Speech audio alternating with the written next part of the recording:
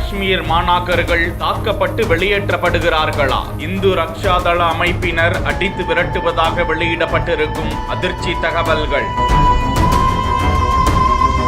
கல்லூரி மாணவர்களுக்கு பாதுகாப்பு கொடுக்க வேண்டும், விடுக்கப்படும் கோரிக்கைகள். காஷ்மீர் பெஹல்காமில் 25 சுற்றுலா பயணிகள் மற்றும் ஒரு குடியிருப்பாளரை பயங்கரவாதிகள் படுகொலை செய்த நிலையில் நாட்டின் பல்வேறு பகுதிகளில் காஷ்மீர் மாணவர்கள் துன்புறுத்தப்படுகிறார்கள் என தகவல்கள் வெளியிடப்பட்டு வருகின்றன.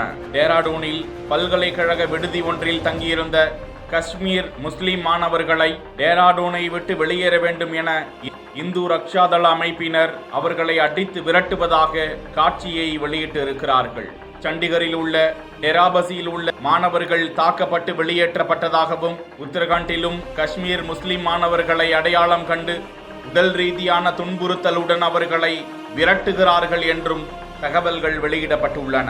வலைதளத்தில் தவறான வதந்திகள் பரவியதை தொடர்ந்து இந்து அமைப்பினர் இவ்வாறு காஷ்மீர் முஸ்லிம் இளைஞர்கள் மீது விரோதம் காட்டுவதாகவும், உண்மையில் பெஹல்காமில் பயங்கரவாதிகள் தாக்குதலால் பாதிக்கப்பட்ட மக்களை காப்பாற்றுவதற்காக இஸ்லாமிய நபர் ஒருவர் தனது இன்னுயிரை நீத்திருக்கிறார். பல இஸ்லாமியர்கள் அங்கிருந்த சுற்றுலா குழுவினரை உயிரை பணயம் வைத்து காப்பாற்றியிருக்கிறார்கள். இஸ்லாமிய பள்ளிவாசல்களில் அவர்களுக்கு தங்குமிடம் கொடுத்து உதவி இருக்கிறார்கள். மருத்துவமனைகளுக்கு தூக்கிச் சென்று அவர்களின் உயிரை காப்பாற்றியிருக்கிறார்கள்.